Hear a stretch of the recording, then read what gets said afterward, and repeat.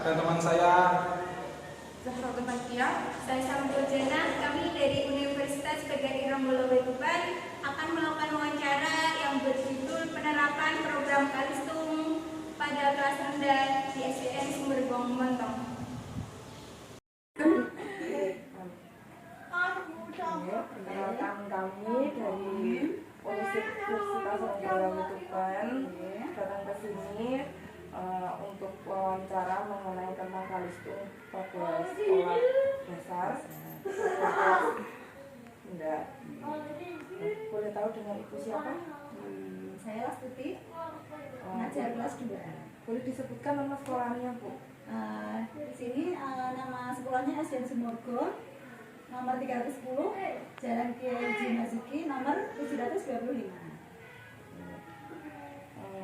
Pendapat ibu sendiri dalam proses Kalistung di kelas rendah itu seperti apa?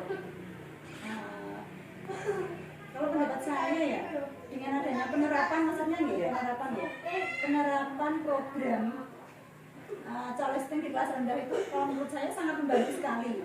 Karena itu apa ya? Karena kelas rendah itu sangat membutuhkan adanya program-program seperti itu, dan itu bisa membantu meningkatkan kualitas pemahaman anak didik, terutama di kelas rendah. Kalau di kelas rendah itu keseluruhan siswa apa sudah mampu dalam berhitung? Alhamdulillah kalau berhitung ya, khusus berhitung saja ya. Kalau berhitung ada 1-2 anak yang belum menguasai betul. Namun kalau misalkan angka-angka gitu dia sudah ngerti. Tapi kalau sudah dikasih soal, misalnya kok penjumlahan dengan susun pendek atau pengurangan dengan cara susun pendek, itu masih butuh pendampingan khusus. Ini untuk menulis, membacanya sendiri. Kalau menulis, membaca, alhamdulillah sudah lancar semua. Hanya untuk kalau berhitungnya hanya kurang di berhitungnya saja. Kemudian keseluruhan siswa di kelas ibu sudah mengetahui cara berhitung secara penuh. Kalau untuk menghitung secara penuh sesuai dengan tema di kelas 2 nggih, tata urutannya sudah saya jelaskan dari A sampai Z, pokoknya saya ikuti dari pertama sampai akhir materi-materi itu. Namun setiap anak kan berbeda masing-masing cara penangkapan materinya itu. Kadang ada yang paham betul, kadang ada yang masih kurang. Tapi untuk yang sama sekali tidak mengerti, Nggak ada. Kemudian kendalanya, Bu, yang biasanya dihadapi baik jenengan maupun siswa dalam mempelajari proses berhitung itu seperti apa? Langsung ya? Ya. Kalau dari guru dulu? Boleh. Kalau faktor dari guru, mungkin karena adanya kurang gitu ya, sarpras dari lingkungan sekolahnya mungkin. Sarprasnya yang kurang mendukung mungkin, atau mungkin saya sendiri yang kurang inovasi dalam memberikan materi-materi, kurang adanya trik-trik gitu. Tapi kalau untuk di sini, kebetulan di sini itu kan karakter anak itu atau latar belakang anak berbeda, dari keluarga yang berbeda. Ada yang tinggal sama orang tua, ada yang tinggal sama mbahnya. Orang tuanya mungkin pergi merantau. Nah, dari situ tuh sudah menjadi kendala. Ada anak yang dengan didikan orang tua, setiap hari ketemu orang tua, diajari, dia lebih nyantol kalau dikasih pembelajaran, misalnya cara membaca, berhitung, menulis gitu. Tapi beda lagi kalau misalkan anak yang tinggal sama mbah, itu akan lebih terlambat mungkin ya.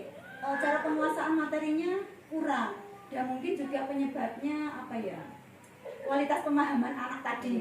Dan mungkin ada orang tua yang open setiap hari dan mungkin juga kurang adanya motivasi dari anak itu sendiri ataupun orang tua.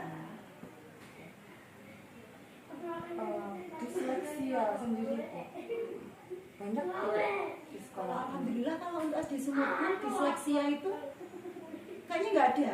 Soalnya kalau disleksia itu kan salah satu gangguan anak, kesulitan untuk membaca nggih, memahami huruf. Kalau di sini kayaknya nggak ada, Mbak. Pasti bisa, meskipun masih terbata-bata cara bacanya mungkin dari kelas 1, nggak lancar gitu saja.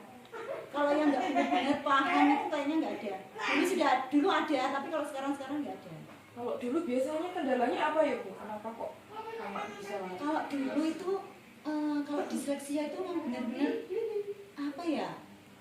Tapi saya nggak pernah pegang ya anak yang disleksia, karena itu butuh penanganan khusus kalau menurut saya. Soalnya misalnya diajari hari ini A, B, C, tahu sekarang di beberapa menit, nggak sampai jam, beberapa menit ditanya lagi, misalnya diacak, dia sudah benar-benar yang lupa. Kadang Ya, A, B, C bisa nanti naik ke D, C-nya yang lupa, Iya. D-nya bisa. Bagaimana motivasi siswa dalam belajar membaca, menulis, dan berhitung? Untuk motivasi siswa itu kalau saya berikan buku-buku yang mendukung ya. Kalau di kelas itu saya berikan pojok sudut baca itu, saya berikan buku, nggak hanya materi, di situ ada buku-buku dongeng, ada buku-buku bacaan yang lain tentang hewan mungkin. Nah dari situ anak-anak akan termotivasi nanti. Biasa kalau pagi sebelum pelajaran dimulai biasanya ada kegiatan literasi, membaca beberapa menit gitu.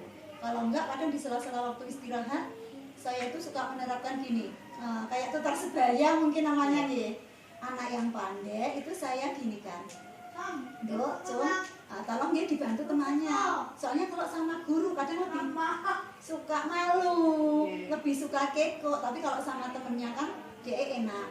Dia gini, misalnya mau baca buku yang ini, dia milih terserah. Nanti temannya tinggal ngawasi, kalau ada kesalahan dibetulkan gitu saja. Kalau di sela-sela istirahat.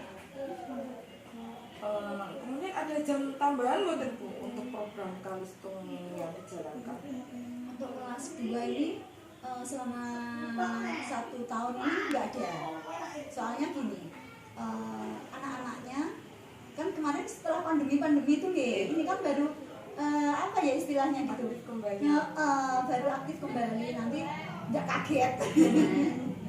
Ya tadi di sela-sela istirahat saja, kalau misalkan itu saya berikan sedikit-sedikit kalau pas atau jam kosong misalnya jam olahraga. Sekarang kan di SD Sumurgun ini kebetulan guru olahraganya diangkat jadi kepala sekolah. Nah kalau jam-jam seperti itu kadang saya masuk, anak yang kurang membacanya, menulisnya, berhitung tadi saya kasih sedikit-sedikit di situ. Mas Fia, bisa ditambahkan pertanyaan? Ya untuk ini Bu,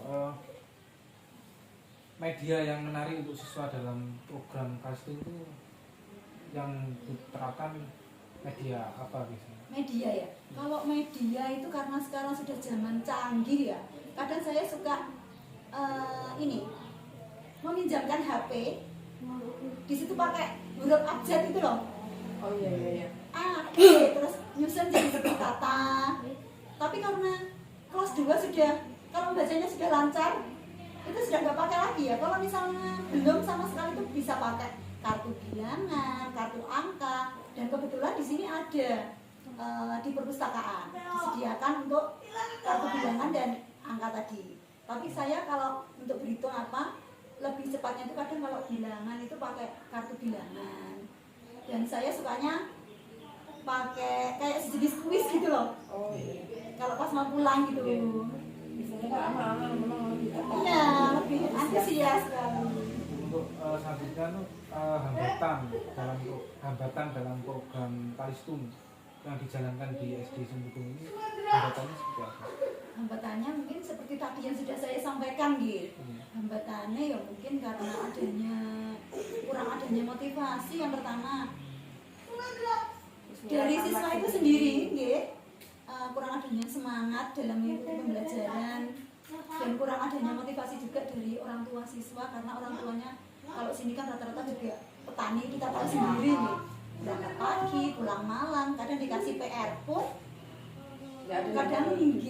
kadang kurang memperhatikan. Jadi intinya kendalanya itu di peran orang tua kurang Iya, sama anak. Iya. Itu tadi sendiri anak. Selanjutnya bagaimana cara menghadapi beragamnya karakter siswa seperti aktif dan tidak aktif dalam penerapan program Kalistung ini? Kalau untuk menghadapi berbagai macam karakter itu saya suka gini, membentuk kelompok ketika pembelajaran, misalnya pembelajaran tertentu gitu ya. tapi nggak setiap hari terus kelompok terus, enggak. Kadang ada yang tak bentuk kelompok, jadi anak yang kurang aktif nanti di situ dikasih tugas sama anak yang aktif, sama anak yang kurang aktif. Setiap kelompok saya kasih 1 atau 2 anak yang aktif. Nah, begitu juga sebaliknya, anak yang kurang aktif juga saya bagi setiap kelompoknya. Di situ nanti akan terjadi interaksi, akan terjadi saling membantu, saling ngomong-ngomongan, ini gimana? Pasti tanya, saya nggak bisa. Tapi terkadang juga lebih dominan pasrah ke yang lebih bisa biasanya. Nah, makanya di tengah-tengah itu guru harus jadi motivator di situ, harus negur. Kalau misalkan ada anak yang hanya nyontoh saja, kasih tugas, suruh buka, suruh baca, biar dia juga ikut tahu.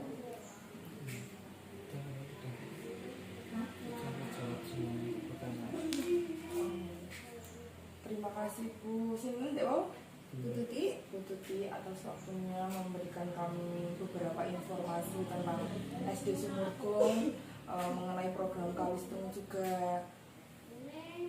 Kita udah. Kami dari mahasiswa Uniro PGSD khususnya mengucapkan terima kasih banyak dan mohon maaf mengganggu waktunya sebentar, dan tak lupa juga untuk ucapan terima kasih kepada kepala sekolah sudah mengizinkan kami untuk melaksanakan wawancara di SD Sumurkung. Ya, sama-sama. Saya juga menyampaikan terima kasih atas kepercayaannya. Nah, mungkin saya juga minta maaf kalau barangkali ada penyampaian saya yang kurang jelas, atau mungkin penyampaian saya yang bersimpangan dengan menurut pemahaman menurut jenengan berbeda gitu. Saya juga minta maaf.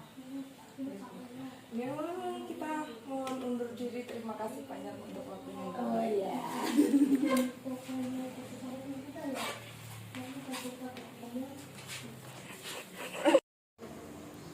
Demikian tadi wawancara dari kelompok kami, kurang lebihnya mohon maaf. Assalamualaikum warahmatullahi wabarakatuh.